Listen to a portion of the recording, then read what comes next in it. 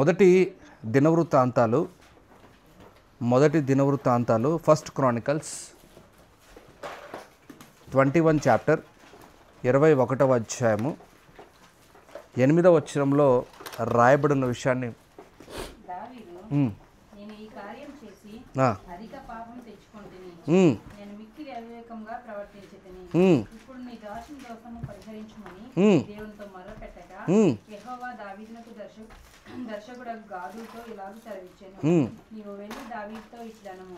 చాలు. దావీదు దేవునికి చెప్పిన మాట, నేను ఏమన్నాడు? నేను ఇంత నేను ఈ కార్యం చేసి అధిక పాపము. ఎప్పుడు ఈ అధిక పాపం చేశాడు దావీదు? విశ్వాసిగా ఉన్న తర్వాతే, రాజుగా ఉన్న తర్వాతే, మంచిగా వాక్యాన్ని మందసాన్ని తన ఇంటికి తెచ్చిన తర్వాతే. ఇటువంటి దావీదు అధిక పాపం చేశాడంట.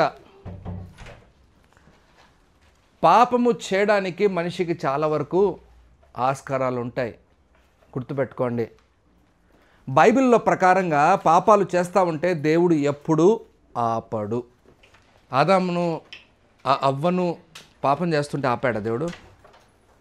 చెప్పండి. ఆపలేదు కదా. బైబిల్లో మొదటి నుంచి లాస్ట్ వరకు ఎవడన్నా పాపం చేస్తూ ఉంటే, ఒరే పాపం చేద్దురా అని ఆపి, ఇది చేస్తే నువ్వు ఇదైపోతావు అని ఎక్కడన్నా చెప్పినట్టు ఉందా నీకు? చెప్పండి, మీకు గుర్తు వస్తే. మీరు చెప్పకపోతే నేను చెప్తా. సౌలు పాపం చేశాడు, చెప్పాడు. దేవుడు చెప్పలేదు, చెప్పిన తర్వాత కూడా వినకుండా పాపం చేశాడు. Very good. చెప్పాడు, ఆదాము అవ్వకు కూడా చెప్పాడు, పాపం చేస్తుంటే ఆపలేదు. బిలాము, అవునా? మీ అందరికి బాగా తెలిసిన పరిచయమైన వ్యక్తి ఎవరైనా? బిలాము. ఆ బిలాము ఒక మంచి క్యారెక్టర్గా కనపడతాడు మనకు. ఏంది ఆ క్యారెక్టర్? దేవుడు ఆపుతూ ఉంటే కూడా ఆగట్లేదు. నేను ఎందుకు ఈ మాట్లాడి మీ ముందుకు తీసుకొని వస్తున్నానంటే, మన మనిషి నైజం ఏంటంటే, పాపము చేయడానికి అయిపోయిన మనము దేవుడు చెప్తున్న మాటలకు ఆకర్షితులు కాలేకపోతున్నాం. ఈ దావీదు ఇంత మంచి గొప్ప దైవజనుడు అయిపోయాడు. నాకు తెలిసి అటువంటి రాజు మరొకడు పుట్టలేదు, అటువంటి దేవుని మాటకు విధేయుడైనా రాజు మరొకడు లేడు. ఆయనకి ఇచ్చిన టైటిల్ మామూలుగా లేదు, నా హృదయానుసారుడు. హృదయానుసారుడు అంటే ఏంటంటే అర్థము, నేనేం చెప్తే నా మనసు ఎలా ఉంటే అలా చేస్తాడు. అంటే ఇప్పుడు దేవుని ఉద్దేశంలో పాపం చేయాలని ఉందా? లేదు. అవ్వ పాపము చేయాలని దేవుని ఉద్దేశం ఉందా? లేదు. దేవుడికి నచ్చంది ఏంటంటే పాపము. ఏం నచ్చదు? పాపము. మేబీ దేవునికి పాపం చేసేవాడిని నచ్చుతాడేమో, పాపం చేసేవాడిని పైన ప్రేమ కలిగి ఉంటాడేమో, పాపం చేసేవాడిని పైన దేవుడు మంచి తలంపు కలిగి ఉంటాడేమో, కానీ దేవునికి నచ్చనిది పాపము. ఇక్కడ చూస్తున్న మాట, మొదటి మాట, దావీదు బహు గొప్ప పాపము చేసెను. దేవుడు ఆపాలనుకుంటే ఆపచ్చు. బట్ దేవుడు ఎందుకు? దేవుని స్వభావములో ఒక స్వభావం అది ఏంటో తెలుసా?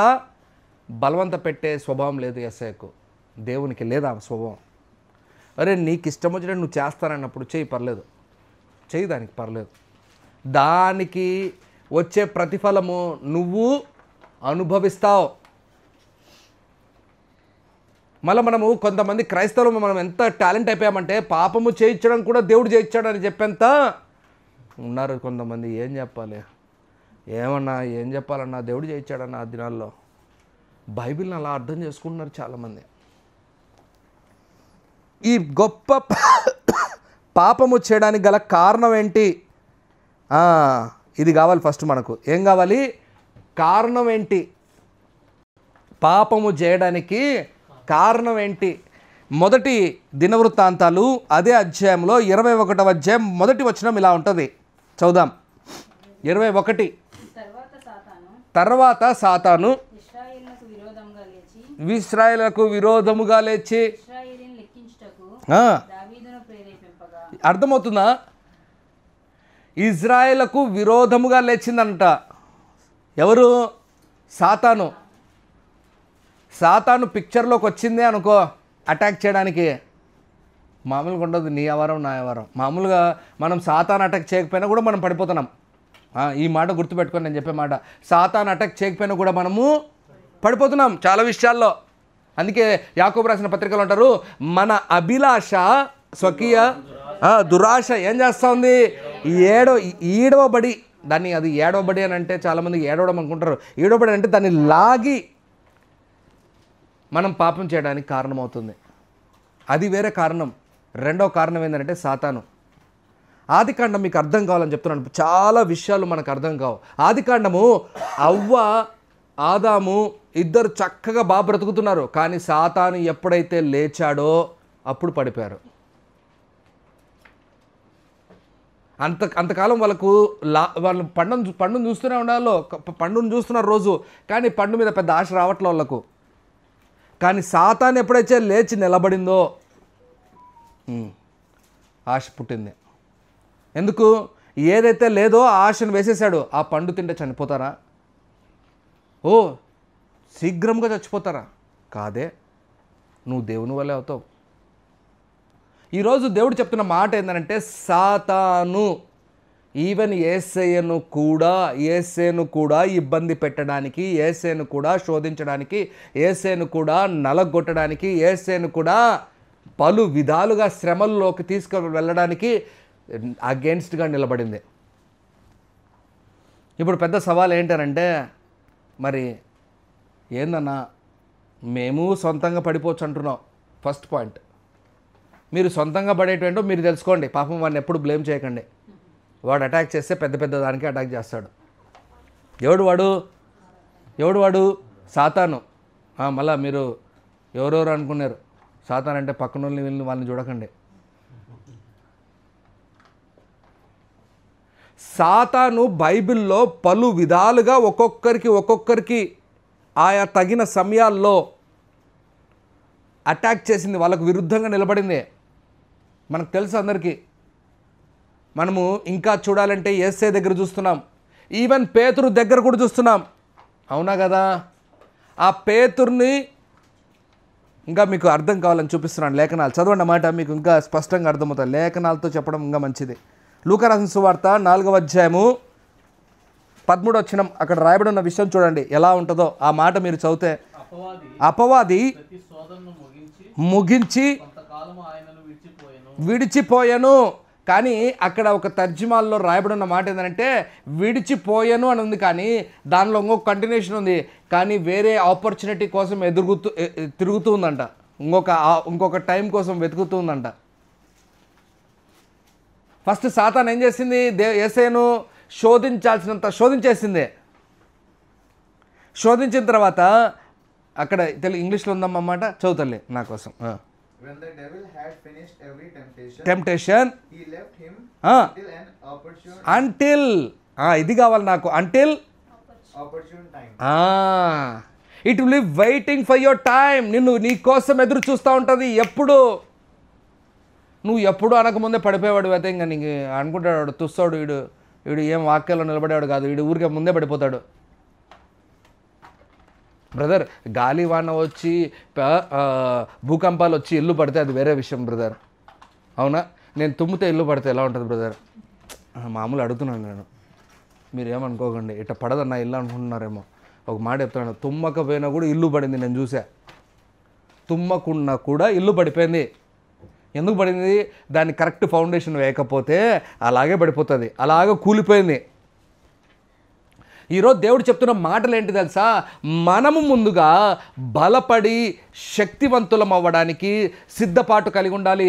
సాతాను ఎప్పుడు, మనకందరికీ తెలిసిన మాటే, పోయిన ఆదివారం కూడా మనం ధ్యానించిన మాటే, ఎప్పుడు మనల్ని మృంగుదునా, కొరకడం కాదు.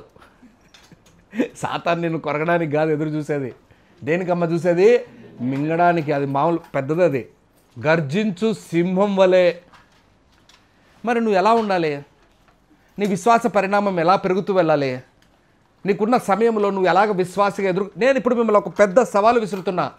సాతాను మిమ్మల్ని ఎదుర్కొంటే మీరు నిలబడేవారా, పడిపోయేవారా? మీ కొద్దీ మేము నిలబడతామని చెప్పుకోవడం కాదు. ఆ మాట అంటే వచ్చేస్తాడు వాడు. ఏంద్రా నీ కథ చూస్తా ఒకసారి. నా మాట అర్థమవుతుంది మీకు ఈరోజు వాక్యము? ఇంకా మీకు ఒక మాట చూడండి, చదవండి ఆ మాట, మీకు ఇంకా స్పష్టంగా అర్థం కావాలని. ఆపర్చునిటీ కోసం ఎదురు చూశాడు. రెండవది లూకా రాసిన సువార్త 22వ అధ్యాయము 3వ వచనం చదవండి అన్నమాట. 12 మంది శిష్యుల సంఖ్యలో చేరిన ఇస్కరియోతు అనబడిన యూదాలో సాతాను ప్రవేశించెను. సాతాను ప్రవేశించకపోయింటే ఇస్కరియూదా ఆ పని చేసేవాడు కాదు. సాతాను ఇస్కరియూదా ఒక పరికరముగా వాడబడ్డానికి తన ఎదురుగా నిలబడినప్పుడు దానికి ధీటుగా దానికి సమాధానం చెప్పలేకపోయాడు. సాతాను మేబీ బాగా వినండి మాట, బాగా వినండి. సాతాను చాలామందిని చూస్తున్నాడు. పేతురును చూశాడు, యోహాన్ను చూశాడు, అందరిని చూస్తూ ఉంటే అందరూ దేవునికి నిలబడుతున్న, అంటే దేవుని విశ్వాసంతో నిలబడుతున్న బలం వేరు. ఇస్కరియోతు అక్కడికి వచ్చేసరికి ఏమైపోయింది? అతనికి కలిగి ఉన్న విశ్వాసం వేరు, అతనికి ఉన్న ఆలోచన వేరు, అతని బ్రతుకుతున్న విధానం వేరు, దేవునికి ఎలాగ ఇష్టడుగా ఉన్నాడో లేదో అని ఒకటి. నేను ఇప్పుడు అదే పెన్ని సవాల్ మీకు విసురుతున్నా. ఇస్కరియోతు దేవుని చేతిలో ముందు వాడబడ్డాడు, కరెక్ట్గా ఉన్నాడు. కానీ ఎప్పుడైతే సాతాను ఎదురుగా వచ్చిందో అయిపోయింది కథ. మళ్ళా జ్ఞానవంతుడు, బాగా వినండి మాట, జ్ఞానవంతుడు, శిష్యులందరిలో మంచి నేర్పరివాడు, నీకు నాకు లెక్కలు సరిగా రావు. ఏం రావు? నిజం కరెక్టే కదా, ఒప్పుకోవాలి. 500లో 200 పోతే ఈజీగా చెప్తా ఉన్నావు. ఏం తమ్ముడు, 500లో 200 పోతే ఈజీ చెప్తావు. అర్థమైందా? లక్షల్లో డబ్బులు పోతే అప్పుడు నీకు అర్థమవుతుంది తేడా. ఈరోజు దేవుడు మాట్లాడుతున్న స్పష్టమైన మాట, అంత లెక్కలు తెలిసి అంత బాగా తెలిసిన వ్యక్తి దేవునికి దూరం అయిపోయిన వ్యక్తి ఇస్కరియోతు. ఈరోజు మీరు కూడా ఆలోచించాలి. సాతాను లేచి నిలబడిందనుకో, మీరు అంత ఈజీగా తీసుకోకండి, క్యాజువల్గా తీసుకోకండి. మేము నిలబడతాం, మేము శోధనకు కొంతమంది అంటూ ఉంటారు, శోధనలు శ్రమలు అర్థం కాదు చాలామందికి. రెండు ఒకటేనా? రెండు వేరు కదా. కొంతమంది వేరు అంటారు, కొంతమంది ఒకటే అంటారు. రెండు కలిపేస్తూ ఉంటారు అప్పుడప్పుడు. బ్రదర్ ప్రార్థన చేయండి బ్రదర్, శ్రమల్లో శోధనలో మేము ఇబ్బంది పడుతున్నాం బ్రదర్, రెండు కలిపేసి ఉంటారు ఆడ. శోధన ఎక్కడి నుంచి వస్తుంది? శోధన, టెంప్టేషన్, శ్రమ. నువ్వు ఏమీ చేయకపోయినా కూడా వచ్చేది శ్రమ, అది వస్తుంది ఆటోమేటిక్గా. అర్థమైందా? శోధన అనేది నీ చేతిలో కంట్రోల్ ఉండొచ్చేమో. కోపం అర్థం కావాలి చెప్తున్నా, ఈ మాట మాట్లాడితే నాకు కోపం వస్తుంది, అర్థమైందా? అది నీ చేతిలో ఉంది, దాన్ని కోపంగా తీసుకోవాలా వద్దా? నా పాత స్వభావము, ఎవరైనా ఒక మాట అంటే మాట పడను, నేను మాట్లాడాను, అలుగు. మీ అందరికీ తెలిసినవి చాలామందిలో ఉంటాయి. ఏముంటాయి అమ్మా? అది నలుగు కాదు, అలుగు. మళ్ళీ మీరు నలుగులు అన్నారు. ఈ అలుగు ఎవడైనా ఏమన్నంటే ఏమైపోతాము? కానీ రక్షణ పొందిన తర్వాత, మారుమనసు పొందిన తర్వాత, నాకు వ్యతిరేకముగా ఎవరు ఏం మాట్లాడినా కూడా, నన్ను దూషించినా, నన్ను ఏం మాట్లాడినా కూడా ఆ అలుగు అనేది ఎక్కడో వెళ్ళిపోయింది. నోరు మూసుకొని ఎలాగ ప్రేమగా మాట్లాడాలో అలాగ ప్రేమగా మాట్లాడడం నేర్చుకున్నా. నేను ఆ శోధనను ఏం చేశాను? జయించగలిగిన శక్తి నాలో తెచ్చుకున్నాను నేను.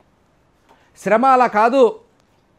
మీరు ఆ రెండింటిని కలిపే మీరు ఈరోజు అర్థం చేసుకోవాలి.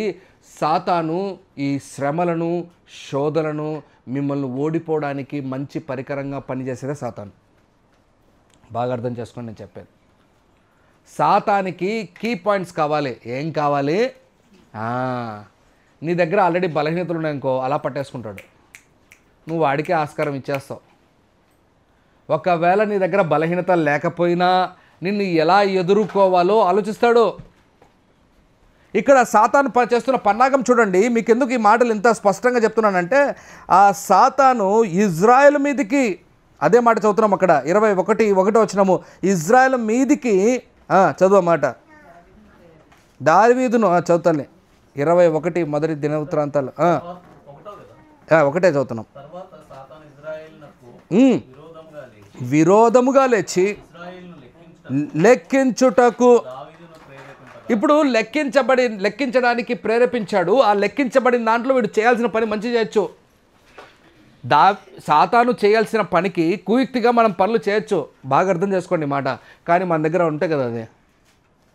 బ్రదర్ నా మాటలు అర్థం చేసుకోవాలి. ఈరోజు చాలా మీరు వింటే మాత్రం చాలా విషయాలు తెలుసుకుంటారు, ఇందులో డౌటే లేదు. ఇన్ని రోజులు మీరు ఆ బైబిల్ ఆ వాక్యం వేరే విధంగా చదివిండొచ్చు, ఇప్పుడు నేను చెప్పేది మాత్రం వేరే విధంగా అర్థమవుతుంది మీకు. ఎందుకు తెలుసా, అక్కడ దావీదును ఆ ఇజ్రాయెల్ని టార్గెట్ చేయాలని కష్టపడతా ఉంటే సాతాను దాన్ని డీల్ చేసుకునే విధానము జ్ఞానం కలిగి దావీదు చేసుకోవచ్చు. ఎందుకు? లెక్కింప చేయడం తప్ప. నా మొదటి డౌట్ చెప్పండి, లెక్కింప చేయడం తప్ప? లెక్కింప చేయాలి, కానీ ఎలా చేయాలి? అది పద్ధతి. నా మాట అర్థమవుతుందా మీకు? లెక్కించాలి, అర్థమవుతుందా?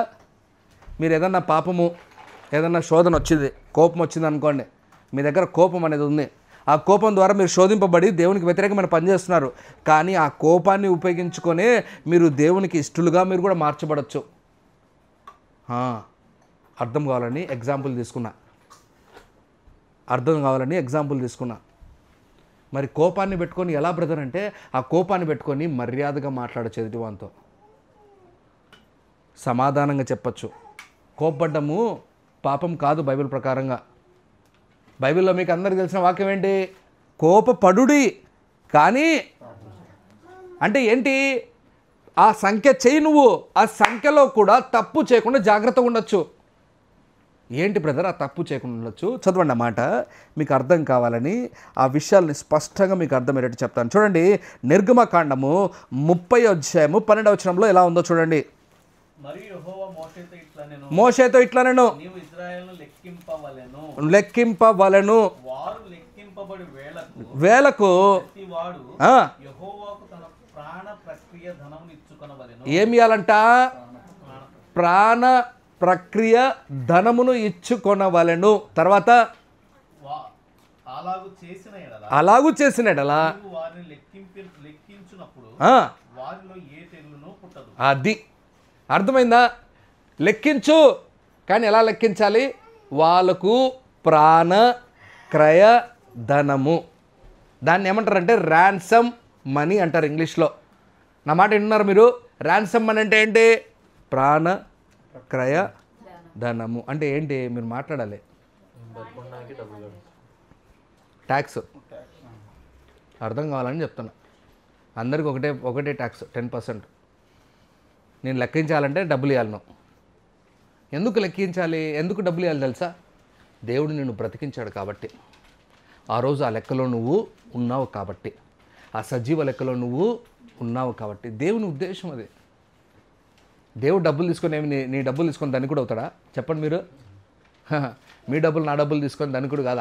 ఆయన ఇస్తేనే మనం తీసుకుంటున్నాం, అవునా కదా?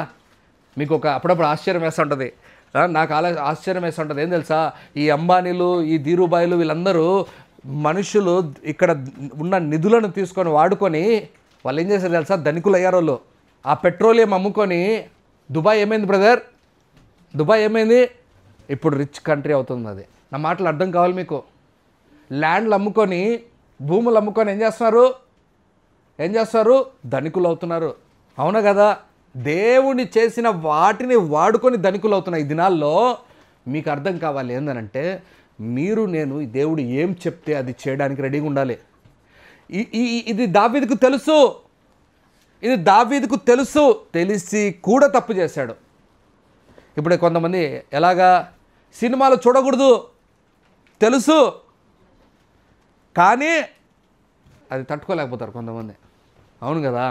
వీరాభిమానం. ఏం అభిమానం అది? వీరాభిమానం. మేము చిన్నప్పుడు మేబీ నేను 7వ తరగతి ఉన్నప్పుడు భాష అనే ఒక సినిమా వచ్చింది, రజనీకాంత్. సీడీలు వేసి అప్పుడు సినిమాలు చూపించాలి బ్రదర్. ఆ భాష సినిమా చూసి రాత్రంతా రోమ్టల్ లేసి నేను ఫీల్ అయిపోయేవాడిని. ఎవడరాడు నిజంగా భాష రజనీకాంత్.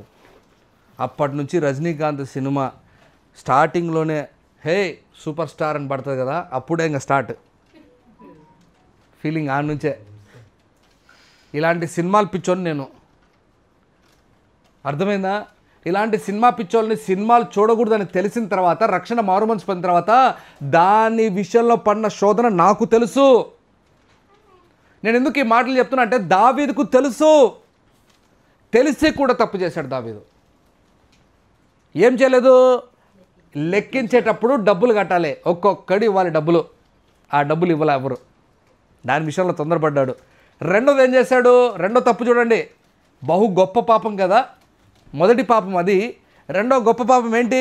ఆయన ఎవరిని లెక్కించమన్నాడు? చదవండి అన్నమాట. మొదటి దినవృత్తాంతాలు 21వ అధ్యాయం 4-6. యోవాబు మాట చెల్లక రాజు మాటే చెల్లదు గనక యోవాబు ఇశ్రాయేలు దేశమంతటా సంచరించి తిరిగి యెరూషలేమునకు వచ్చి జనుల సంఖ్య వెరసి దావీదుకు అప్పగించాడు.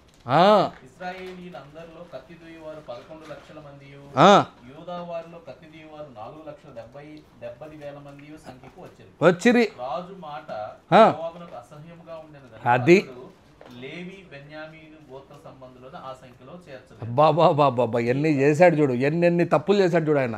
ఈ కార్యము దేవుని దృష్టికి ప్రతికూలంగా ఆయన ఇశ్రాయేలును బాబా ఒక్కొక్కటి కాదు చేసింది. ఫస్ట్ క్రయధనం ఇవ్వలేదు. నా మాట అర్థమవుతుందా? ఆ క్రయధనానికి ఇవ్వాల్సిన డబ్బులు ఇవ్వలేదు, ఎగరగొట్టేశాడు. ఏముందిలే మన దేవుడేలే అని. ఏమనుకున్నాడు? మన దేవుడేలే డబ్బుల కోసం ఏం పెద్ద ఆశపడ్డు. ఆయన ఇస్తేనే మేము తీసుకుంటున్నాం. పాట పాడతాడు కదా మనోడు. ఏం పాట? యెహోవా నా కాపరి పాట పాడుతున్నాడు. నా కాపరికి ఏం పోతుందిలే. ఈ మనిషి ఈ తప్పు చేస్తున్నాడు అనేది గ్రహించక ఇంకొక తప్పు చేశాడు. ఏంటంటే యూదా సంఖ్యంలో ఉన్న యుద్ధం చేసే వారిని కౌంట్ చేశాడు. కానీ బాగా వినండి, బెన్యామీన్ని లేపబడేశాడు. అర్థమైందా? మిగతా వాళ్ళ మీద కూడా ఎంత కౌంట్ ఉందో క్లారిటీ లేదు మనవాడికి. ఎవరి మీద క్లారిటీ వచ్చింది? యూదా అంటే ఏంటి చెప్పండి మీరు? ఎవరు? దావీదు గోత్రం. ఒకటి తన గోత్రము బలాన్ని చూసుకుంటున్నాడు. బాగా వినండి, అంటే ఏమొచ్చింది అక్కడ? నాది. సెల్ఫిష్. బ్రదర్, మీకు ఈ సెల్ఫిష్ గురించి తెలియదు చెప్తున్నా. సెల్ఫిష్ స్వభావాన్ని మనం క్రైస్తత్వంలో పెట్టుకోకూడదు. నేను ఎన్నోసార్లు వాక్యాలు చెప్పాను, మీకు అర్థమయ్యే రెఫరెన్స్లు కూడా ఇచ్చాను. నాది, నా బలం, నేను చూసుకుంటాను అని ఎవరికైతే సెల్ఫ్ థాట్ వస్తుందో వాడు దేవుని మీద వ్యతిరేకమైన పని చేస్తున్నాడు. రెండవ పని ఏం చేశాడు అక్కడ? వాళ్ళ బలాన్ని చూసుకుంటూ వేరే వాళ్ళ బలాన్ని లెక్క చేయలేదు. ఎవరు? బెన్యామీను. ఎందుకు బెన్యామీను? ఎవరు బెన్యామీను? సౌలు నుంచి వచ్చినాడు. సౌలు రాజు బెంజమిను, అవునా? ఆ గోత్రం నుంచి వచ్చినాడు కదా సౌలు. ఇప్పుడు అసహ్యం పుట్టింది మనవాడికి లోపల, బయటికి మాత్రం బాగానే ఉన్నాడు. యోనాతాను, నువ్వు నా స్నేహితుడివి, నా ప్రాణంలో ప్రాణం అంటున్నాడు. కానీ ఎవరిని కౌంట్ చేయలేదు? ఆ గోత్రం వాళ్ళని కౌంట్ చేయలేదు. వీళ్ళు ఎవరి కేటగిరీ? ఫస్ట్ కేటగిరీ ఏంటి? Selfish category. నా మాట అర్థమవుతుందా మీకు? సెకండ్ కేటగిరీ ఎవరు? బయటికి మాత్రం బాగా ఉంటాం, లోపల మాత్రం ద్వేషం పెట్టుకుంటాం. ఇది క్రైస్తత్వంలో ఎప్పుడు ఉండకూడదు. ఒకవేళ మీ జీవితంలో ఉంటే ఈరోజే దాన్ని తుడిచివేసుకో. బయటికి మాత్రం బాగున్నాడు. ఎవరు? కయ్యూను, అవునా? అర్పణ అర్పించేశాడు. లోపల మాత్రం ఫీల్ అవుతున్నాడు. ఏమని ఫీల్ అవుతున్నాడు? మా తమ్ముడు అర్పణ ఒప్పుకున్నావు, నా అర్పణ ఒప్పుకోలేదు. లోపల ఫీల్ అవుతున్నాడు. దావీదు చేసినది కూడా అదే ప్రమాదం.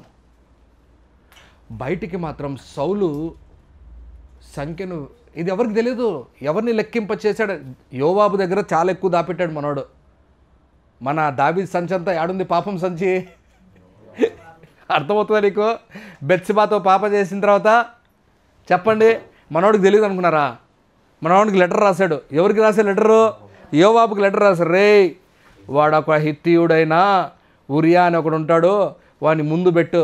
మనోడికి అప్పుడే క్లిక్ అయిపోయింది. ఏందో ఉందిరా తేడా, మనోడు ఏదో చేశాడు రా ప్లాను. ఈ యోవాబు దగ్గర అంతా చిట్టా ఉంది. ఎవరు చిట్టా? విశ్వాసమైన దావీదు చిట్టా ఉంది. ఈ మాట గుర్తుపెట్టుకోండి, మామూలు దావీదు కాదు, విశ్వాసమైన దావీదు చిట్టా. నేను అడిగేది ఏం తెలుసా? మీ చిట్టా ఎవరి దగ్గర ఉంది? మీ విషయాలు దాపరికం ఎక్కడ చేస్తున్నారు? నేను చాలా విషయాలు చెప్తున్నాను. దేవుని దగ్గర ఒప్పుకొనివాడు శ్రేష్ఠుడు, కానీ దాపెట్టేవాడు శ్రేష్ఠుడు కాడు. ఆయన చేసిన పాపాలు మీరు నాతో పాటు ఉంటే నేను చెప్తున్నాను. మొదటిగా ఇవ్వాల్సిన క్రయధనం ఇవ్వలేదు. రెండవది యూదా బలాన్ని చూసుకున్నాడు సెల్ఫిష్గా. మూడవది బెన్యామిన్ను అసహించుకుంటున్నాడు. కొంతమంది అంతే, బయటికి మాత్రం ప్రేమిస్తున్నట్టు ప్రేమిస్తారు, లోపల మాత్రము అసహించుకుంటారు. అది ముఖాన్ని బట్టో, ఆకారాన్ని బట్టో, వాళ్ళ ఉద్యోగాన్ని బట్టో, వాళ్ళ స్థితిని బట్టో, వాళ్ళ పరిస్థితులను బట్టో, వాళ్ళ కులాన్ని బట్టో. ఇది కూడా ఉంది ఇంకా దరిద్రం. ఈ మాట చెప్పడం ఆపకూడదు నేను. కులాన్ని బట్టి కూడా అతిశయించే దరిద్రులు ఉన్నారు ఇంకా క్రైస్తవంలో. వాడు మనవాడు కాదండి. నాకు అప్పుడప్పుడు అనిపిస్తుంటుంది, ఇలాంటి వాళ్ళు మామూలుగా కొడితే సరిపోదు. అప్పుడు దేవుడు ఎలాంటి కొరడా తీసుకున్నాడు నాకు తెలియదు. అలాంటి కొరడా మనం తెచ్చుకోవాలి. బ్రదర్ సిస్టర్, మీలో ఉండకూడదు బ్రదర్. నేను యథార్థంగా చెప్తున్నాను. మనలో ఉండకూడదు సెల్ఫిష్ బిహేవియర్. మనలో ఉండకూడదు దేవుని దగ్గర ఇవ్వాల్సింది ఇవ్వకుండా దాపెట్టుకునే రకంగా మనం ఉండకూడదు. అర్థమవుతుంది నేను చెప్పేది? ఒక దైవజనుడు, నేను పేరు చెప్పాను, ఒక దైవజనుడు కానుకలు ఇవ్వాలని చెప్పాడు, దశంభాగాలు ఇవ్వాలని చెప్పాడు, కానీ తన జీవితంలో తాను దశంభాగం ఎప్పుడు ఇవ్వలేదు. దానికి డైలాగ్ ఏమేస్తాడు తెలుసా? నా జీతం అంతా దేవుని దశంభాగమే. దేవునికి ఇవ్వాల్సిన వాటిలో, నేను ఎప్పుడు నీకు డబ్బుల గురించి మాట్లాడడం లేదే, డబ్బులే కాదు, డబ్బులతో పాటు నీ జీవితాన్ని కూడా దేవునికి సమర్పించుకోవాలి. దేవుడు చెప్పినట్టు నువ్వు బ్రతకాలి. ఇవ్వాల్సిన వాటిని ఇవ్వలేదు, క్రయధనం ఇవ్వలేదు. ఫస్ట్ మాట అర్థమైందా? పాపం చేసింది, అది పాపంలా కనపడింది దేవునికి. రెండోది ఏం పాపము? రెండోది ఏంటి? సెల్ఫిష్. మూడోది ఏంటి? అసహ్యము. అసహించుకుంటారు. అలా చేయకండి. నేను నిజం చెప్తున్నాను యథార్థంగా. నేను వాక్యం తప్పుగా చెప్పకూడదు. నేను రక్షణ పొందకముందు ఎవరైనా ఒకరు అందంగా లేకపోతే వారిని నేను అసహించుకునేవాడిని. నేను యథార్థంగా ఒప్పుకున్నా. కానీ రక్షణ పొందిన తర్వాత, మారు మనసు పొందిన తర్వాత నా మనసులో ఏమనొచ్చింది తెలుసా? వాళ్ళు కూడా దేవుని ఎదుట సుందరంగా ఉన్నప్పుడు నా ఎదుట కూడా వాళ్ళు సుందరంగానే ఉన్నారు. నా మనసు మార్చేసుకున్నాను నేను. ఎందుకంటే నేను అలా చేస్తే దేవునికి విరోధిని అవుతాను. దేవుడు ఏమన్నాడు తెలుసా? ఒరే, ఆకారాలు చూసి నమ్మకండ్రా అన్నాడా లేదా బైబిల్లో? మనం ఏం చేస్తాము? వాడు బంగారు వేసుకున్నాడు, వాడు మంచి ఉద్యోగంలో ఉన్నాడు, వాడిని ఏం చేస్తాము? ఆతిథ్యం ఇస్తాము. రండి ముందు వచ్చి కూర్చోండి. నేను అదే చెప్తాను. మీరు ఒకవేళ మీ ఇంట్లో ప్రార్థన పెడుతుంటే మీరు కూడా పాస్టర్ అనే తేడా లేదు, విశ్వాసి అనే తేడా లేదు, అందరినీ ఒకే రకంగా ట్రీట్మెంట్ చేయడం మీరు నేర్చుకోవాలి. చాలా చర్చిల్లో వేరే విధం అయిపోయినాయి. చర్చిల్లో మారిపోయారు. చెప్తున్నా, పాస్టర్ అంటే ఏంటి? పాస్టర్ చెప్తే కాళ్ళు కూడా వత్తాలి. అలా తయారు చేశారు దరిద్రులు. యేసయ్య ఎప్పుడైనా కాళ్ళు ఒత్తమన్నాడా? యేసయ్యను ఎప్పుడైనా పరిచయం చేయించుకున్నాడా? మనమందరము పాత నిబంధన వాళ్ళకు సంబంధించిన కొత్త వాళ్ళం ఎలాగ ఉన్నాం? మనమందరము యాజక సమూహం. అంటే అందరూ విశ్వాసులు కూడా. మనం చేస్తున్న తప్పుడు పనులు మనం తెలుసుకోవాలి. మనమంతా కరెక్ట్ చేస్తున్నట్టే మనకు ఫీలింగ్ ఉంటుంది. మళ్ళీ ఈ మాట గుర్తుపెట్టుకోండి. మనమంతా చేస్తున్నది అంతా కరెక్టే అనుకుంటాం, కానీ దేవునికి అసహ్యంగా ఉంటాయి. దావీదు చేసింది అదే పని. దేవుడికి ఎంత కోపం వచ్చిందో చూడండి అన్నమాట. అందుకు దావీదు ఏం చేశాడు? రెండో మాటలోకి వస్తాను నేను. అందుకు దావీదు ఏం చేశాడు? దేవుడు మొర్రపెట్టాడు ఆ పాపము నిమిత్తం. చదవండి అన్నమాట. 21వ అధ్యాయము 8వ వచనంలో ఉంది అన్నమాట. నా దోషమును పరిహరించు, నన్ను క్షమించు. దావీదు దగ్గర ఉన్న మంచి లక్షణం అదే. తప్పును తొందరగా ఏం చేస్తారు? అడ్మిట్ చేసుకుంటాడు. చాలామందిలో ఆ స్వభావం లేదు.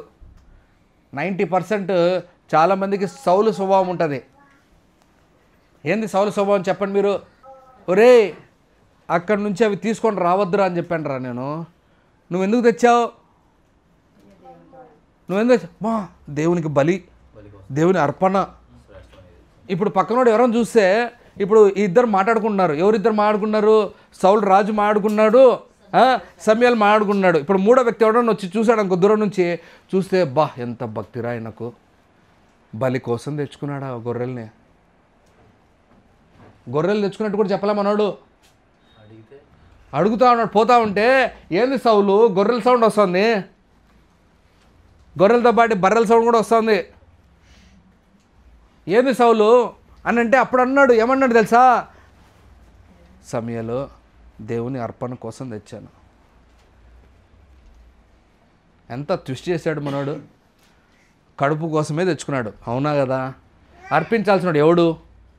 రాజు కాదు అర్పించాల్సినాడు. ఎవరు? యాజకుడు. అవునా? చూడండి ఎంత తెలివితేటలో. ఒప్పుకోలే, తప్పును ఒప్పుకోలేదు. నువ్వు నేను తప్పును ఒప్పుకోకపోతే మన మీద పడతానే ఉంటాయి దెబ్బలు.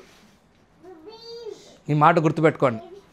మనం తప్పును ఒప్పుకోకపోతే ఏమవుతుందమ్మా?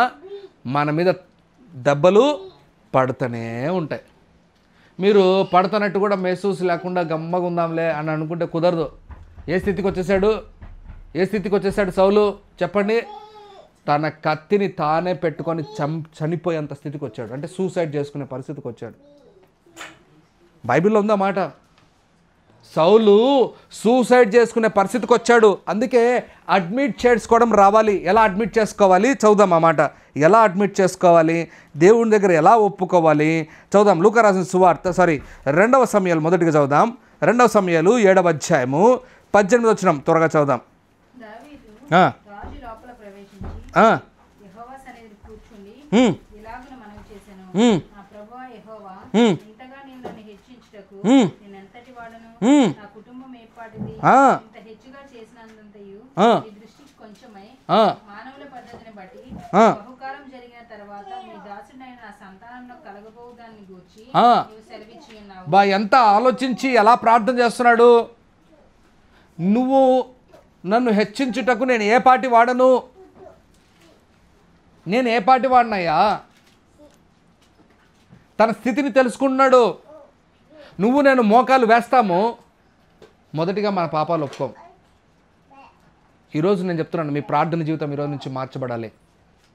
దావీదు వలె నువ్వు మోకరిస్తే నీ తప్పును ముందుగా అడ్మిట్ చేసుకోవాలి. నీ స్థితిని నువ్వు అడ్మిట్ చేసుకోవాలి. నీ పరిస్థితులను మీరు జ్ఞాపకం చేసుకోవాలి. మీకు ఏదో ఉద్యోగం ఉందనుకోది, మరొకటి ఉందో కానీ, డబ్బులు ఉన్నాయని కాదు, ఆస్తులు ఉన్నాయని, ఇవి 2 నిమిషాలు పట్టదు పోవడానికి. నేను చెప్తున్నాను, మీకు గుర్తుపెట్టుకోండి మాట. 2 నిమిషాలు. చెప్పండి బ్రదర్, మీరు చూసారా చాలా చోట్ల ఉన్న ఆస్తి ఒక్కసారికి వ్యానిష్ అయిపోయిందా లేదా? చూసారా లేదా? అందుకే దావీదు వలె మనం తగ్గించుకొనుట, దావీదు వలె మన స్వభావాన్ని మార్చుకొనుట, దావీదు వలె మనము మన స్థితిని తెలుసుకొనుట కావాలి. మొదటిది ఏమన్నాడు అన్నమాట? నేను ఏ స్థితి నుంచి వచ్చానో చదువు అన్నమాట. ఏ స్థితి నుంచి వచ్చానో. ప్రభువా యెహోవా, ఇంతగా నీవు నన్ను హెచ్చించుటకు నేను ఎంతటి వాడను? నా కుటుంబం ఏర్పాటిది ఏ పాటిది? అర్థమవుతుందా? నేను ఏ పాటి వాడను మనం అంటాం. నేను మీకు ఒక ఆశ్చర్యమైన మాట చెప్తాను, బాగా వినండి మాట. ఇది ఊతపదం అయిపోయింది అందరికీ. ఊతపదం ఏందా? ఏం ఊతపదం? ఊతపదం అంటే తెలుసు కదా మీకు. ఎక్కువగా వాడి దాంట్లో కొన్నిసార్లు అర్థం కాకపోయినా కూడా చెప్తా ఉంటాం మనం. ఈ ఊత పదములో ఉన్న పెద్ద డేంజర్ ఏంటంటే మనము దాన్ని అర్థం చేసుకోము, కానీ తరచుగా వాడుతూ ఉంటాం. ఇలాగ వ్యర్థమైన ఎందుకు నేను ఈ మాటలు ఎత్తానంటే, ఎప్పుడైతే మనం ఊత పదాలు వాడతామో ఆ ఊత పదములో ఉన్న విలువను తెలుసుకోలేకపోతున్నాం. ఇప్పుడు మనం ఒక పాట పాడాం, ఏమన్నాము ఒక పాట ఇప్పుడు పాడాం, అది ఆనందం నీలో ఉన్న పాట. ఆనందం నీలోనే పాట పాడుతున్నారు అందరు. కొంతమంది పాడకుండా గమ్మ ఉన్నారు, కానీ యాక్చువల్గా ఆనందం అక్కడ లేదు వాళ్ళకు. ఆనందం జబర్దస్త్లో ఉంది. ఎక్కడుందమ్మా చెప్పండి? ఏందన్నా జబర్దస్త్? వాట్ ఈస్ జబర్దస్త్ అంటారా మీరు? ఎక్కడుంది ఆనందం తమ్ముడు? బ్రహ్మానందం చూసుకున్నప్పుడు ఆనందంగా మామూలుగా ఉండదు వ్యవహారం.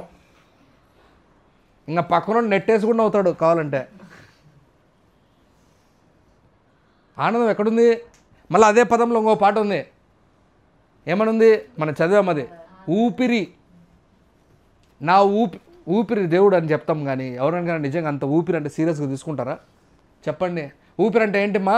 నీ ప్రాణం పోయినా కూడా నువ్వు దేవుడికి అంత దగ్గర ఉండడానికి ఇష్టపడుతున్నావని. నీ ప్రాణం పోవాలనుకుంటే నీ కుటుంబీకుల దగ్గర ఉండాలని ఇష్టపడతావు. నిజం చెప్తున్నాను నేను. కానీ అది నిజం. మనం నిజాన్ని ఒప్పుకోం, మనం ఊత పదాలతో నింపుతున్నాం. అందుకే ఆరాధన చేస్తున్నప్పుడు కూడా మీరు స్పష్టముగా నేర్చుకోండి దేవుని ఎలా ఆరాధించాలో. నేను చెప్తున్నాను, మీరు స్పష్టంగా దేవుని ఆరాధిస్తే, దేవుడు నువ్వు ఎక్కడ మోకరిస్తే దేవుడు అక్కడ నీ సన్నిధిని, ఆయన సన్నిధిని ప్రత్యక్షపరుస్తాడు మీకు. దేవుని దగ్గర ఉన్న మంచి గుణం అది. ఊత పదాల్లా వాడుకోకూడదు మనము. చూడండి, రెండవ విషయం చూద్దాం.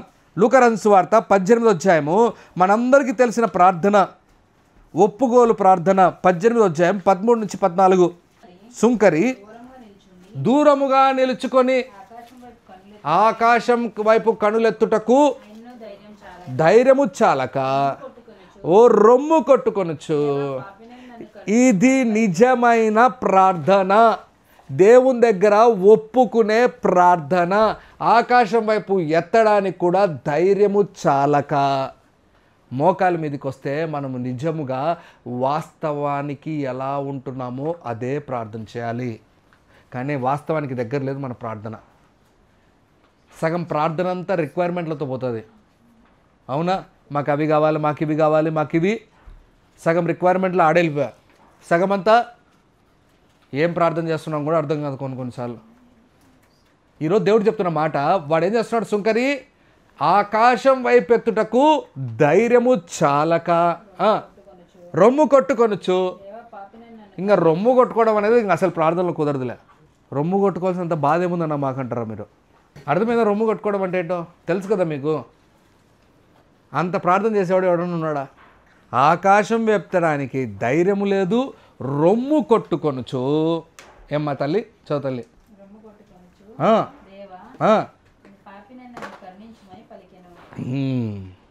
అంత భారము కలిగి, బాధ్యత కలిగి, దేవునితో సహవాసం పెంచుకోవాల్సిన నువ్వు, నీ మధ్యలో నా మధ్యలో దేవుని దగ్గర ఉన్న అడ్డంతా తీసుకోవాల్సిన ప్రార్థన అది చేయలేకపోతున్నాం. దావీదు దీంట్లో పర్ఫెక్షన్ కలిగినవాడు.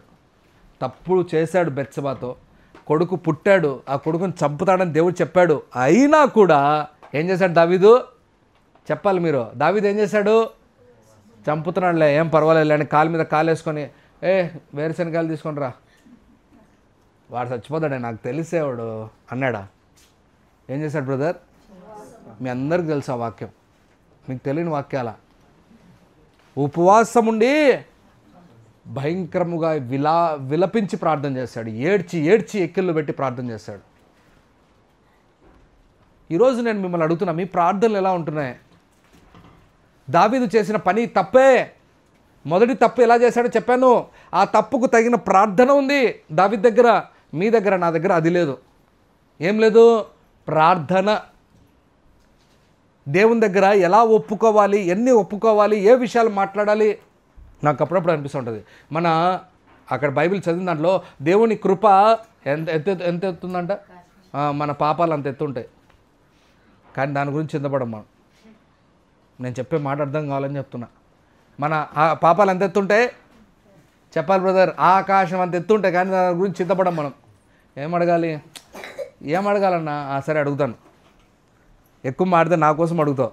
చివరిగా మూడో మాట చెప్పి నేను మూడో మాటకి వెళ్తాను. చూడండి ఆ మాట, హోషేయ గ్రంథము 14వ అధ్యాయము మొదటి 2 వచనాలు చదువుదాం. ఇజ్రాయేలీలు నీ దేవుడైన యెహోవా తట్టు తిరుగుము. మాటలు ఏం సిద్ధపరచుకోవాలంట?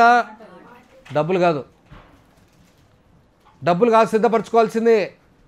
ఏం సిద్ధపరచుకోవాలమ్మా? మాటలు. ఏం ప్రార్థన చేయాలి? మీరు మోకరించే ముందు కనీసం కొన్ని ప్రార్థనలు గుర్తుపెట్టుకోండి. ఏం ప్రార్థన చేయాలి, ఎలా ప్రార్థన చేయాలి, ఏ విషయాలు ప్రార్థన చేయాలి, నా జీవితంలో ఉన్న బలహీనతలు ఏంటి, నా బలహీనతలు నేను ముందు పెట్టి ప్రార్థన చేస్తాను. ప్రభువా, నేను ఇలాంటి వారిని. ఒరిజినల్ ప్రార్థన చాలా ఈ దినాల్లో పోయింది అనుకోండి, నిజం చెప్తున్నాను. లేదు, ప్రార్థన అంటే కేవలం అన్నానికి, కేవలం చెప్పాలి నిద్రపోవడానికి, ఇంకా ఎక్కువ మాడితే లేచిన తర్వాత దేవుని పైన, ప్రభువా నన్ను బతికించావు, నిద్రలో పోనీయలేదు నన్ను, ఇంక అయిపోయా. ఈ 3 ప్రార్థనలు అయిపోయా. ఈరోజు దేవుడు చెప్తున్న మాటలు, మాట్లాడుతున్న మాటలు అర్థం చేసుకోండి. మీరు మాటలు సిద్ధపరచుకొని తిరుగుడి. ఆయన చెప్పవలసిన ఏమనగా అది మీరు చెప్పాల్సిన మాట అది. మనం ఒక్కొక్కసారి పాపములన్నీ అని చెప్తాం, కానీ పలానా పాపం చెప్పడానికి కూడా ఆలోచన వస్తుంది మనకు. నేను చెప్తున్నా ఈ మాట, ఊతపదం అది కూడా అక్కడే. ఏంటి? ప్రభువా, నేను చెప్పాను కదా ఊతపదం, నేను చెప్పాను ప్రభువా, నేను కరేపాకు మీద ధూళి వంటిని, క్యాబేజీలో పురుగు వంటిని అంట.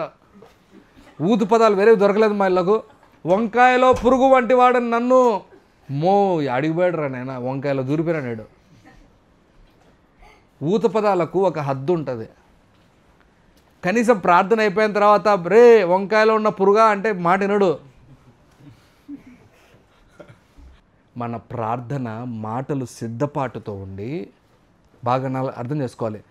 ఏం ప్రార్థన చేయాలో, ఎలా ప్రార్థన చేయాలో ఒప్పుకుంటూ మన అపరాధాలన్నీ కడగబడాలి.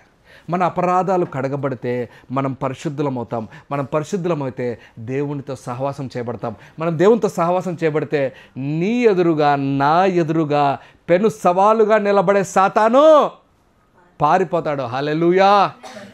అది మనకు కావాలి. అది చేయలేకపోయాం మనం. దావీదు మనవాడు. నేను ఈరోజు దేవుడు మీతో మాట్లాడుతున్న మాటలు అర్థం చేసుకోండి. చాలా విషయాలు. 3వ మాట చెప్పి నేను ముగిచేస్తాను. అదే వాక్యములో 3వ మాట ఉంది. ఆ మాట చూద్దాం. అక్కడ ఏం చేశాడు? For I have done very foolishly. మూర్ఖముగా బిహేవ్ చేశాను నేను. ఆ మాట అంటున్నాడు దావీదు. మిక్కిలి అవివేకము కలిగి ప్రవర్తించి తిని. మనం చాలా విషయాల్లో మిక్కిలి అవివేకులై ప్రవర్తిస్తాం. కానీ మనం ఎందుకు ప్రవర్తిస్తున్నాం, ఎందుకు అలా ఉంటున్నాం అనేది మనకు తెలియకపోతే మనం వేస్ట్. చాలా విషయాల్లో మూర్ఖంగా ఉంటాం. ప్రార్థన విషయాల్లో మనకు నచ్చితేనే ప్రార్థన. మూర్ఖులు ఎన్నెన్ని విషయాల్లో మనం మూర్ఖులుగా ఉంటున్నాం అర్థం చేసుకోండి మీరు. చూడండి, మూర్ఖులుగా ఉంటే వారికి ఉన్న పెద్ద నష్టం ఏంటో తెలుసా? చదవండి అన్నమాట. సామెతలు 18వ అధ్యాయం 2వ వచనం చదవండి.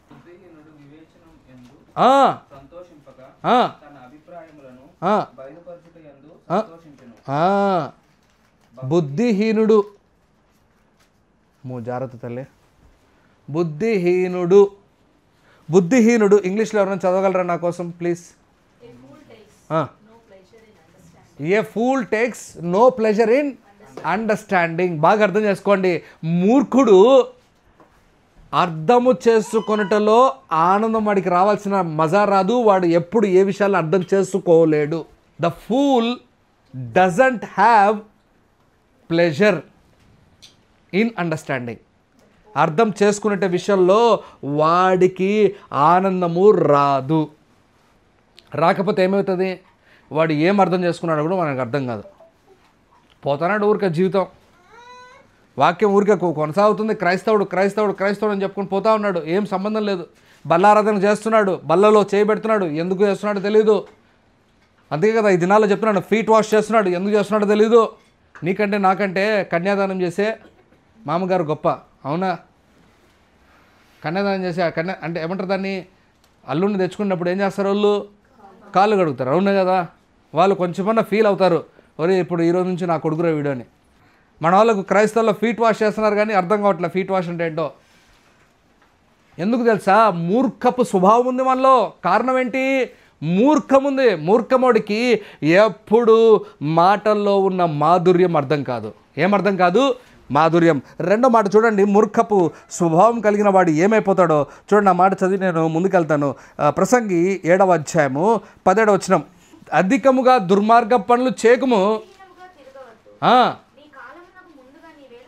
నీ కాలం ముందుగా నువ్వు ఎందుకు చనిపోదువు? ఏమైపోతారు మీరు? మూర్ఖంగా ఉంటే చనిపోవాల్సిన దానికంటే ముందే చచ్చిపోతారు. ఈ మాట చెప్పడం నాకు బాగా నచ్చలేదు, కానీ నన్ను తిట్టుకోకండి. వాస్తవం అది. బైబిల్లో ఉన్నట్టు చెప్తున్నాను నేను. మీరు ఎందుకు దుర్మార్గతను ఎక్కువ పెంచుకుంటున్నారు? మీరు ఎందుకు మూర్ఖులుగా ఉంటున్నారు? నీ మూర్ఖత వల్ల ఏమవుతుందనంటే మీరు చనిపోవాల్సిన కాలము కంటే ముందుగా చచ్చిపోతారు. వద్దు, మొండోల్లాగా మూర్ఖోల్లాగా ఉండకండి. నేను చెప్తున్నాను, మీరుంటే మీరే నష్టపోతారు. మీ ఆయుష్కాలం భూమి మీద ఎక్కువ బతకాలని ఉందా లేదా? మన మూర్ఖత వల్ల మనం త్వరగా పోయే అవకాశాలు ఉన్నాయి. అందుకే ఆ మూర్ఖతాన్ని తీసుకుందాం. వద్దు. ఎందుకు ఈ మూర్ఖులుగా ఉండవు? మూర్ఖుడు అంటే ఎవడు? మూర్ఖుడు అంటే పక్కనోడు కాదు. మూర్ఖుడు అంటే మనలోనే మాట చెప్పిన వినని స్వభావం. పోయినసారి విన్నాం. పాము స్వభావం ఏంటి? గుర్తుందా మీకు వాక్యం? ఏంటి పాము స్వభావము? వాళ్ళకి కావాల్సిన మాటలే కావాలి, మిగతా వాళ్ళు వినరోళ్ళు. ఇది మూర్ఖపు స్వభావం. చూడండి, మీకు 3వ మాటలో ఇంకా స్పష్టమైన మాటలు మీరు నేను చేయాల్సిన పని ఏంటంటే మనం మూర్ఖత కలిగి ఉండకూడదు. 2వది యాకోబు రాసిన పత్రిక 5వ అధ్యాయం 10వ వచనంలో ఉంది, నేను స్వస్థత పొందినట్లు ఒకరికొకరు ప్రార్థన చేయుడి, బహుబలము గలమై ఉండును.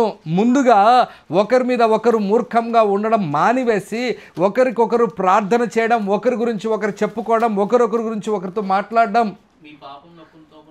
ఒప్పుకోనండి. ఒకరితో ఒకడు ఒప్పుకోవాలంట. చాలామందికి రాదు ఈ స్వభావం. వస్తుందా? అస్సలు రాదు. మీకు చెప్పమంటావా, 90% 99% క్రైస్తవులు అందరూ ప్రార్థనలో ఒప్పుకుంటామంటారు, కానీ ఎదురుగా ఒప్పుకుందామంటే ఎవరు ఒప్పుకోరు. ఏమి చెప్తున్నారు మీరు? అర్థమవుతుంది మీకు? ఇది చాలా సీరియస్గా తీసుకోవాలి. బైబిల్ చెప్తుంది ఒప్పుకోనండి. నేను చెప్పింది కదా, బైబిలే చెప్తుంది కదా. మళ్ళీ రెండోసారి చదువుతుంది, ఏమన్నా మారిందేమో వాక్యం చూద్దాం. మారదది. ఒకరినొకడు ఒప్పుకొని చెప్పడం మనం నేర్చుకోవాలి. మార్పు ఆయనకు కనపడాలి. బాగా వినండి, ఆయనకు కనపడాలి, పక్కనున్న వ్యక్తికి కూడా కనపడాలని నువ్వేం చేయొద్దు. ఆటోమేటిక్గా కనపడుతుంది నువ్వు సత్యంలో నడుస్తే. అర్థమైందా? నువ్వు సత్యంలో సరిగ్గా నడుస్తే పక్కనోడికి ఆటోమేటిక్గా, అందుకే ప్రభావితం చేయబడాలి. మనం కేవలం మనం వెలిగింపబడి ఇంట్లో కూర్చోడానికి కాదు వచ్చింది, మనం వెలిగింపబడి మన దేశాన్ని వెలిగింప చేయాలి. హల్లెలూయా. అందుకే ఒప్పుకొనుట. ఇక్కడ చాలామంది వెనకే అడిగే వేస్తారు. సిగ్గు. ఒప్పుకుంటే నేను తప్పు చేశానంటే వాళ్ళని ఎలా ఫేస్ చేయాలి? దానివల్ల చాలా అడ్వాంటేజెస్ ఉన్నా కానీ డిసడ్వాంటేజెస్ మీదనే మనకు మనసు ఉంటుంది. తక్కువ చేసి చూస్తారు. అవును, మంచి మాట. చాలా తక్కువ చేసి చూస్తారు. వాళ్ళని ఎలా ఫేస్ చేయాలి? ఇంకా చెల్లి చెప్పండి ఎవరైనా దయచేసి. కొన్నిసార్లు మళ్ళీ దాన్ని తీసుకొని ఆ మాటను తీసుకొని మళ్ళీ మాట్లాడతారు, చెప్తారు, ఇట్లా అనుకున్నారంట మా గురించి, ఆ మనిషి అట్టోడో. అర్థమవుతుంది నేను చెప్పేది. కానీ అడ్వాంటేజ్ ఏంది? ఆ మనిషి ఏమనుకున్నా పర్వాలేదు, నేను మాత్రం మారాను, నేను మాత్రం ఇలా ఉంటాను, నా స్వభావం ఇది, యథార్థమైన స్వభావం నాకు కలిగి ఉండాలి, నా దేవుని ఎదుట నేను సరిగ్గా ఉండాలి. అలాంటి స్వభావం మనలో ఉందా? చూడండి, చివరిగా ఒక మాట చదివి నేను ముగిచేస్తాను. కీర్తనలు 23వ అధ్యాయం, యెహోవా నా కాపరి, నాకు లేమి కలుగదు. బాగా వినండి, ఆయన ఎక్కడ ఏం చెప్తే అది చేస్తారండి. ఈ స్వభావం మార్చుకుందాం మనం. పచ్చిక బల నన్ను పరుండ చేయను, ఆయన నిన్ను నడిపించేవాడు, కాబట్టి ఆయన చెప్పినట్టు చేద్దాం.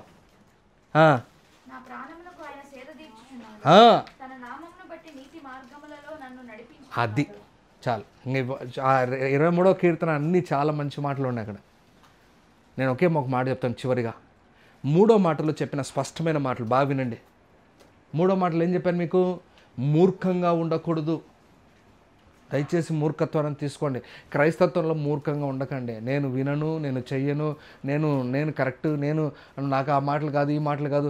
సత్యమైన మాటలకు మీరు అంటకట్టబడాలి, మీరు మార్చుకోవాలి, మీరు నూతనపరచబడాలి. సత్యమైన మాటలకు, అసత్యమైన మాటలకు మీరు 10 అడుగులు దూరం ఉండాలి. మీరు దాని నుంచి దూరంగా ఉండి జాగ్రత్త పడాలి. మూర్ఖంగా ఉండకండి. మూర్ఖంగా ఉండక మీరేం చేస్తారు? ఇప్పుడు నాకు రెండో మాట ఏం చెప్పాను మీకు? ప్రతి వాటిని కన్ఫెస్ చేయాలి, ఒప్పుకోవాలి. మీరు ఒప్పుకోవాలి. సిగ్గుపడకండి. అమ్మో ఇవి చెప్పేస్తే వాళ్ళకి తెలిసిపోతాయేమో, మన బతుకులు తెలిసిపోతాయేమో, మన బ్రతుకులు అంతా తెలిసిపోతే దరిద్రంగా ఉంటాయేమో. ఎందుకండి? నువ్వు చెప్పకపోయినా తెలుస్తాయి. ఏమ్మా, అవునా కదా? చెప్పండి. ఎవరికి తెలుస్తాయి? ఈరోజు బాగానే ఉంటావు, రేపు అక్కడ పోయిన తర్వాత ఏం ఓపెన్ అవుతుంది బ్రదర్? పైకి పోయిన తర్వాత ఏమొస్తాయి బ్రదర్? వదిలిపెడతాడా దేవుడు? సినిమా వేస్తాడు. అదే చెప్పండి, అర్థం చేసుకోండి మాట. సినిమా. ఎవరే 4 గోడల మధ్యలో ఏం చేసేవారు? రాను రా, సినిమా వేస్తా, చూపిస్తా.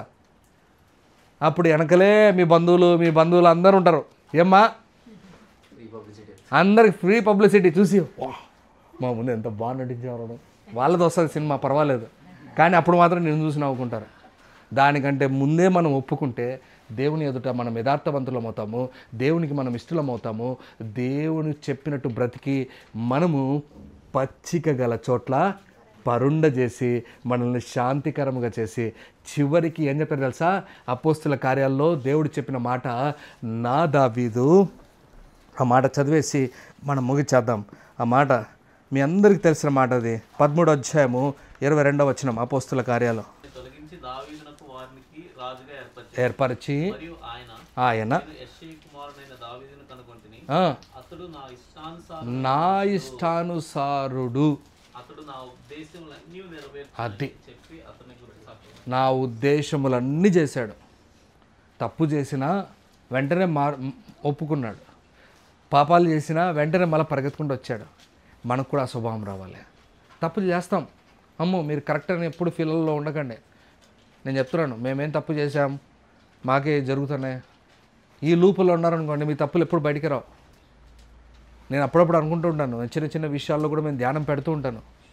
ఈరోజు దేవుడు చెప్తున్న మాటలు మూడే మూడు మాటలు చెప్పాను మీకు. సాతాను లేచి విరోధముగా నిలబడితే, అక్కడ స్టార్ట్ అయింది మన వాక్యం. మీరు నేను పడిపోతా, ఈజీ పడిపోతాం. తప్పుడు పనులు చేయడానికి రెడీగా ఉంటాం. సాతాను నిలబడాల్సిన పని లేదు. మనలో ఉన్న స్వభావాలే మనల్ని దేవునికి దూరం చేస్తున్నాయి. కాబట్టి ఇంకా సాతాన్ మన టార్గెట్ ఏంటి? ముందు మనము టార్గెట్గా ఉన్నాం. మన స్వభావాలు మనం మార్చుకొని, మన బుద్ధులు మార్చుకొని మనం బలంగా ఉండాలి. రెండవది, సాతాన్ వచ్చినప్పుడు ఎదుర్కొనే స్థితికి ఉండాలి. మొదటి స్థితిలోనే నేను కరెక్ట్గా లేకపోతే రెండవ స్థితి రాదు. మ్యాచెస్, ఐపీఎల్ మ్యాచెస్ జరుగుతాయి తెలుసు కదా. ఫైనల్స్, సెమీఫైనల్స్, క్వార్టర్ ఫైనల్స్ ఇవన్నీ ఉంటాయి. బ్రదర్, ఎవడైనా క్వార్టర్ ఫైనల్స్లో లేకుండా ఫైనల్స్కి వచ్చాడా? చెప్పండి, మీరు నాకు చెప్పండి, నేను ముగిచేస్తున్న వాక్యం. క్వార్టర్ ఫైనల్లో లేకుండా సెమీఫైనల్కి వస్తాడా? మినిమం తెలుసు కదా క్రికెట్ మ్యాచ్ గురించి మీకు. రావాలి. నువ్వు మొదటిగా నీ జీవితాన్నే నువ్వు నేర్చుకొని అధిగమించి నువ్వు ఒక ఫస్ట్ స్టేజ్లోకి వస్తేనే సెకండ్ స్టేజ్లోకి వస్తాడు. ఎవరు ఆ సెకండ్ స్టేజ్లో వచ్చేవాడు? సెకండ్ స్టేజ్లో వచ్చినాడు, విన్ అయినాడు. ఎవరితో ఇప్పుడు మన వాక్యం ప్రకారంగా ఎవరు సెకండ్ బ్యాటిల్ మనతో చేసేది? ఫస్ట్ బ్యాటిల్ మనమే చేసుకుంటున్నాము. సెకండ్ బ్యాటిల్ సాతాను వస్తుంది బ్యాటిల్ లోపలికి. కానీ మీకు ఒక మంచి మాట చెప్తున్నాను, ఎప్పుడైతే సాతాను వస్తుందో దేవుని కృప కూడా నీకు వస్తుంది. హల్లెలూయా. కానీ నేను ఒక చిన్న మాట చెప్తున్నాను చివరిగా. దావీదు చేయాల్సిన పనిని సరిగ్గా చేయలేకపోయాడు. ఆ కౌంట్ చేసే దానిలో తప్పు లేదు, కానీ కౌంట్ చేయాల్సిన విధానాలు చేయకుండా పోయాడు. మీరు కూడా, నేను కూడా మనం చేయాల్సిన విధానాలు తప్పు చేయకుండా జాగ్రత్తగా ఉందాం. ఇదే వాక్యం నేను చెప్తున్నాను. మన విధానాలు తప్పుగా ఉన్నాయి, అర్థమవుతుందా? విధానాలు మార్చుకోవాలి. రండి చిన్న ప్రార్థన చేద్దాం.